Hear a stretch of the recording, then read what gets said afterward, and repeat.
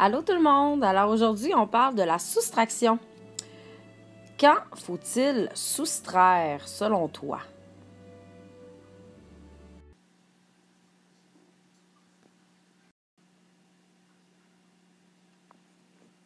Une soustraction, c'est une opération qui vise à déterminer la différence entre deux quantités.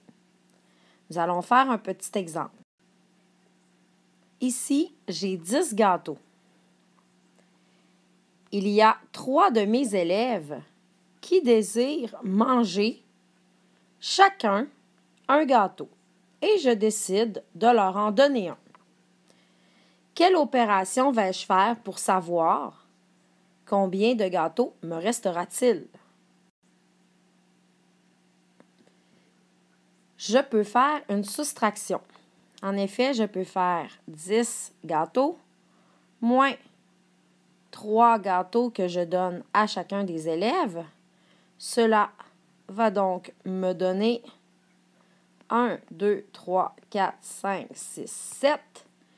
Il me reste 7 gâteaux. Alors, 10 moins 3 est égal à 7. Lorsque je fais une soustraction, le nombre le plus élevé est toujours placé avant le nombre le plus petit. C'est pourquoi j'ai placé 10 avant 3. J'enlève la plus petite quantité du plus grand. Alors, le résultat de ma soustraction, le reste, la différence, va être plus petit que le nombre de départ, ici étant 10. Cette semaine, nous travaillons la soustraction avec emprunt. Nous allons faire une petite révision. Disons que ce pot contient 32 billes en tout.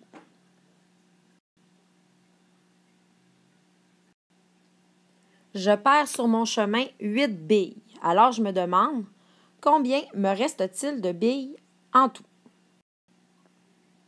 Comme à l'habitude, je fais mon tableau de numération avec les unités, les dizaines, centaines, unités de mille.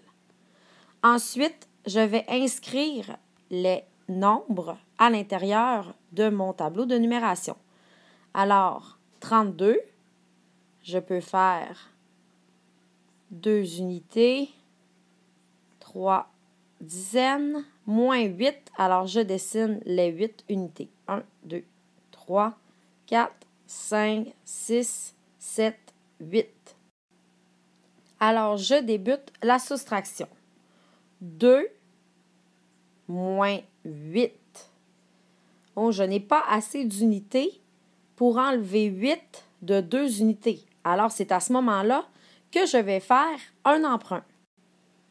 Je viens donc voir la chère voisine, la dizaine, pour lui demander si je peux lui emprunter une dizaine. Étant donné qu'elle en a 3, elle peut certainement m'emprunter une car elle est très généreuse. Donc, je prends cette dizaine, ce qui va me donner 10 unités ici. 1, 2, 3, 4, 5, 6, 7, 8, 9, 10. Je me retrouve donc avec 12 unités en tout. 12 moins 8, ça me donne 4. Et maintenant, 2 dizaines moins 0 dizaine, il m'en reste 2. Alors, 32 moins 8 est égal à 24. Il me reste donc 24 billes en tout. C'est à ton tour de jouer. Alors, je te présente mon cher Minou, qui s'appelle Tominou, qui est en train de manger des croquettes. Tom a 200 croquettes de chat en tout dans son pot. Mais mon deuxième chat, Tilou, fait son apparition et lui aussi a très faim. Il mange alors 19 croquettes. Maintenant, combien reste-t-il de croquettes à Tominou? Quelle opération vais-je devoir faire? je te laisse faire ce problème et on s'en reparle.